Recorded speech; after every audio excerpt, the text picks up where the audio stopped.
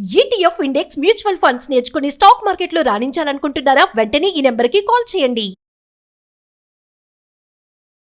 Hi hello నమస్తే, welcome back to Suman TV. ప్రస్తుతం మనతో పాటు ఉన్నారు పబ్లిక్ స్పీకర్ రజనీ రమ గారు. నమస్తే మ్యామ్. నమస్తే నవీన. మ్యామ్, రోడ్డు మీద మనం వెళ్తుంటే ఎవరైనా లిఫ్ట్ అడిగారు అనుకోండి, ఇస్తాం కదా.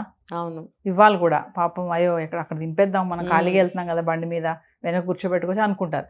కానీ ఈ మధ్య కాలంలో హైదరాబాద్ సిటీలోనే అమ్మాయిలు లిఫ్ట్ అడుగుతున్నారు. లిఫ్ట్ అడగడము, ఎక్కిందాక ఉండాక వాళ్ళని పక్కకి డైవర్ట్ చేయడము, అక్కడ తీసుకెళ్ళి బ్లాక్మెయిల్ చేయడం, నాకు డబ్బులు ఇవ్వు అట్లా అది ఇది అని చెప్పేసి. అంటే హైదరాబాద్లో కొంచెం అక్కడక్కడ మనం చూస్తున్నాము. ఎందుకు ఇలా తయారవుతున్నారు అంటారు లేడీస్ ముఖ్యంగా చూసుకుంటే? అమ్మాయిలేనా, ఆంటీలు కూడా. అంటే ఏ వయసు కూడా అనర్హం కాదు.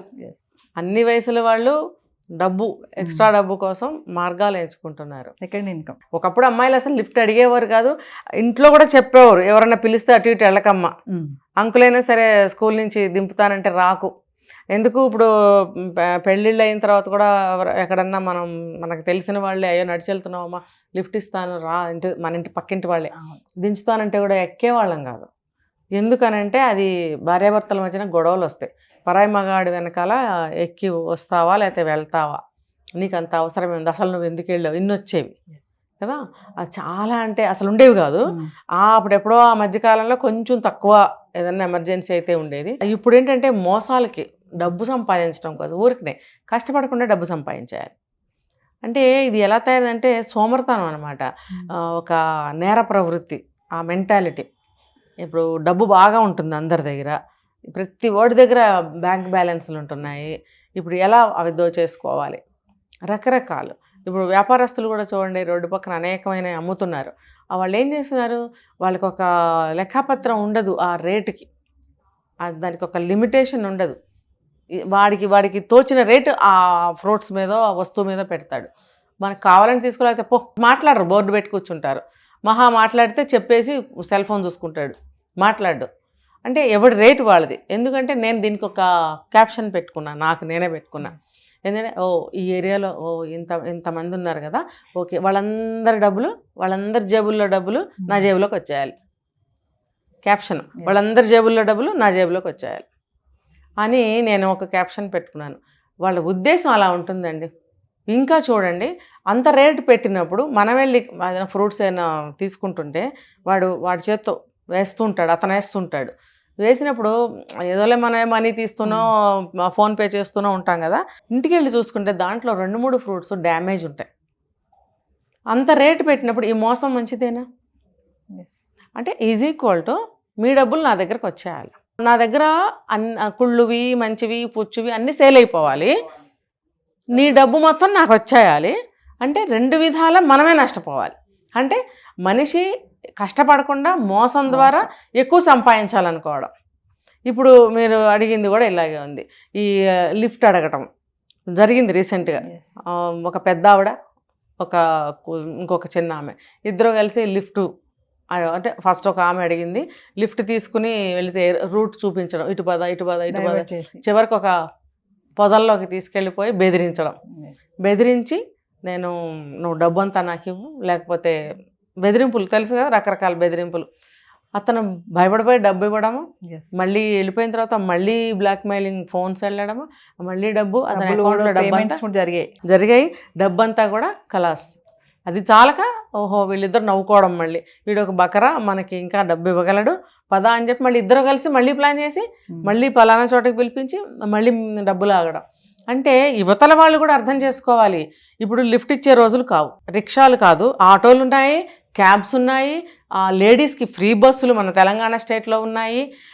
ఇంకా వాళ్ళు ఎలా వెళ్ళాలంటే అలా మెట్రోలు ఉన్నాయి, అన్నీ ఉన్నాయి కదా. లిఫ్ట్ అడగాల్సిన పనే ఉంది, డబ్బు ఏమీ తక్కువ లేదు ఎవరి దగ్గర, మరి ఇంకా నీకు లిఫ్ట్ ఎందుకు కదా. కాబట్టి యువతల వాడు ఆలోచించుకోవాలి, ఇన్ని ఫెసిలిటీస్ ఉన్నప్పుడు నా లిఫ్ట్ ఎందుకు ఇవ్వాలి నేను? నిజంగా మూలన్న ముసలమ్మలు, కర్ర పెట్టుకొని నడిచే ముసలమ్మలకి కూడా సహాయం చేయడానికి భయపడే రోజులు వచ్చినాయి ఈ రోజుల్లో. ఒక బాగా పండు ముసలాయన కదలలేని స్థితిలో ఉంటే, నా దగ్గర డబ్బులు లేకపోతే, చిల్లర లేకపోతే, నేను వేరే షోరూమ్కి ఎక్కడికో వెళ్ళి నేను అది ఎంత చేంజ్ తీసుకొచ్చి అతనికి డబ్బులు ఇచ్చాను. ఇచ్చి నేను వెళ్ళి బండి ఎక్కే లోపల అతను అక్కడికి వెళ్ళి సిగరెట్లు తీసుకొని కాల్చడం మొదలుపెట్టాడు. అంటే నీకు నీడా అది, నాకు లగ్జరీయా? ఇది ఒక రకమైన మోసమే కదా. ఏం లేదు, ఇది డబ్బున్న వాళ్ళు, ఇప్పుడు అందరూ డబ్బున్న వాళ్ళు మన దగ్గరికి వచ్చేయాలి ఆ డబ్బు, మనం కష్టపడకుండా. ఇప్పుడు ఇది కూడా అంతే లిఫ్ట్. అలాంటప్పుడు అటువంటి వాళ్ళకి కూడా సహాయం చేయకండి. అదే లేకపోతే నేను రెండో మార్గం అనుసరించా, ఫుడ్ ప్యాకెట్ ఏదైనా ఆ టైంకి ఇవ్వడం. ఫుడ్ ప్యాకెట్ ఇస్తే నేను చెప్పాను ఒక వీడియోలో, తీసుకెళ్ళి అక్కడ ఒక చోట పెట్టేశాడు. 200 రూపీస్ ఫుడ్ ప్యాకెట్ అక్కడ పెట్టేశాడు. లంచ్, ఫుల్ లంచ్ నేను ఇచ్చాను అతనికి, అక్కడ పెట్టేశాడు. పెట్టేసి వెళ్ళిపోయాడు. అంటే కడుపు నిండిన బేరం. డబ్బు కావాలి, డబ్బు సంపాదించాలంటే ఏదో ఒకటి మాయమాటలు చెప్పి దేనమైన మొహం పెట్టి అడుక్కోవడం. లేడీస్ మేడం, మనం ఒక వీడియో కూడా చేసాం ప్రీవియస్, ఇలా లేడీస్ గర్ల్ గర్ల్స్ లాగా తయారవుతున్నారు. అమ్మాయిలు, కాలేజ్ స్టూడెంట్స్ కూడా వేరే ఊర్ల నుంచి వచ్చిన సిటీ మధ్యలో నిలబడ్డం, మాస్కులు కట్టుకొని. అంటే వీళ్ళంతా డబ్బు కోసమే ఈ పనులు. డబ్బేనండి, డబ్బే. జల్సా ఖర్చుల కోసం. పైసే పరమాత్మ. డబ్బు డబ్బు డబ్బు. అందరూ కూడా కష్టపడకుండా డబ్బు రావాలి, లగ్జూరియస్ లైఫ్ కావాలి వాళ్ళకి. అటువంటి లైఫ్ లీడ్ చేయాలి అని అంటే ఒకవేళ వాళ్ళు సంపాదించుకుంటుంటే కనుక ఆ డబ్బుతో అవ్వదు. ఇప్పుడు చూడండి, కొన్ని కేటగిరీస్ వాళ్ళు, వాళ్ళ దగ్గర కూడా బాగా డబ్బులు ఉన్నాయి, వాళ్ళు ఫ్లాట్స్ తీసుకోవడము, కార్లు కొనుక్కోవడము. మరి ఏంటండి, ఎక్కడివి? ఇలా సంపాదించిన డబ్బులే. వాళ్ళు ఏం కష్టపడి చెమటోడ్చి సంపాదించిన డబ్బులు కూడా వాళ్ళే చెప్తున్నారు ఆ మాటలు. మరి ఎవరికి తోచిన కష్టం వాళ్ళు ఎలాగోలా. మనసుంటే మార్గం ఉంటుంది. మన పద్ధతి మార్చుకుని మనం ఒక పద్ధతిలో వెళితే, ఒక మార్గాన్ని ఎంచుకుంటే, మనం నిరూపించుకోగలిగితే మనకి ఎక్కడైనా సరే ఒక పని పుడుతుంది, మనకి మన మీద వాళ్ళ కన్సర్న్ కలుగుతుంది, మనకి ఒక ఉపాధి కలుగుతుంది అనేది ఆలోచించే స్థితిలో ఎవరూ లేరు.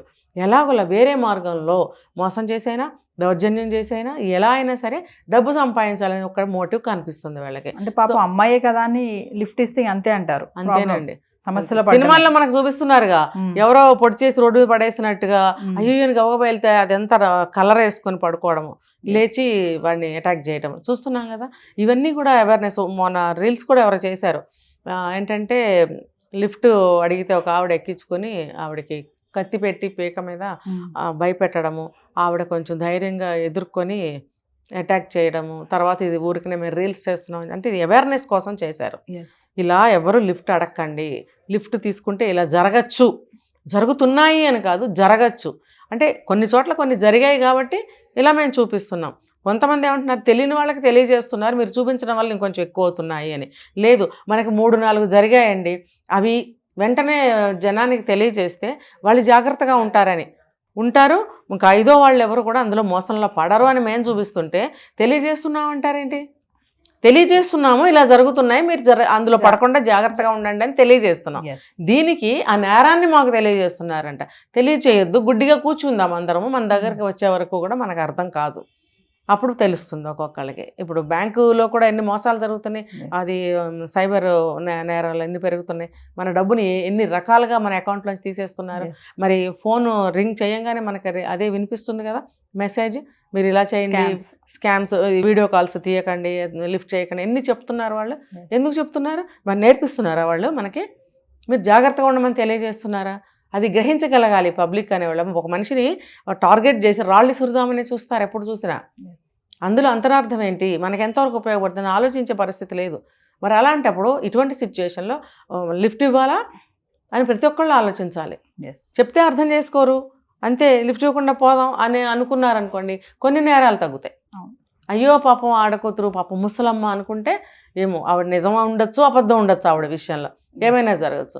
అంతగా ఏదైనా ఉంటే ఒక అంబులెన్స్కి ఫోన్ చేయొచ్చు, అంబులెన్స్ వచ్చి చూసుకుంటారు. వాళ్ళు నిజంగా రక్తంలో పడి ఉంటే అంబులెన్స్ని యాక్సెప్ట్ చేసి వాళ్ళు వెళ్తారు.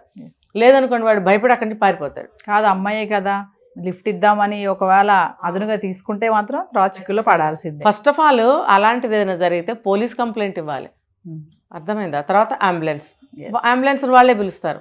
100కి ఫోన్ చేస్తే ముందు వాళ్ళు వచ్చి చూస్తారు ఇది నిజంగా కేసా లేకపోతే నాటకమా. వాళ్ళు అవసరమైతే అంబులెన్స్ని పిలుస్తారు, ఇటు అవసరమైతే పోలీస్ స్టేషన్కి తీసుకెళ్తారు. చక్కగా చట్టానికి అప్పచెప్పడమే వాళ్ళని. Thank you ma'am.